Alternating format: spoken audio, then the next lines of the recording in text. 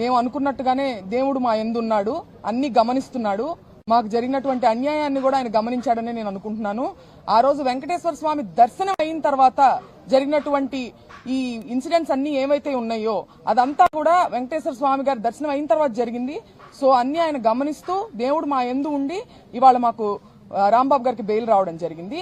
అట్లాగే వాళ్ళ ఎవరైతే ప్రవోక్ చేశారో గ్రంథాలయం చైర్మన్ గారు వందన గారు గాని ఇతరులు గాని ప్రవోక్ చేసిన వారి పట్ల మటుకు ఏ కేసులు లేవు. అవే తప్పులు చేసినటువంటి అవే మాటలు మాట్లాడినటువంటి వారి మీద మటుకు ఏ కేసులు లేవు. వాళ్ళకి స్టేషన్ బెయిల్ ఇచ్చేసి పంపించేయడం జరిగింది. దాడి చేసిన వాళ్ళు ప్రవోక్ చేస్తే నోరు జారినందుకు ఇతరితర కేసులు పెట్టి ఒక కేసులో బెయిల్ వచ్చినప్పటికీ ఇంకా రిమాండ్ ఎక్స్టెండ్ చేసే ప్రయత్నంలో పీటీ వారెంట్లు వేసి మమ్మల్ని ఇబ్బంది పెట్టే ప్రయత్నం చేసినప్పటికీ ఎవ్వరూ దేవుడికి మించిన వాళ్ళు కాదు. న్యాయ వ్యవస్థ మీద మాకు నమ్మకం ఉంది. ఇవాళ ఆయనకి బెయిల్ వచ్చినందుకు మేమందరం చాలా ఆనందంగా ఉన్నాం.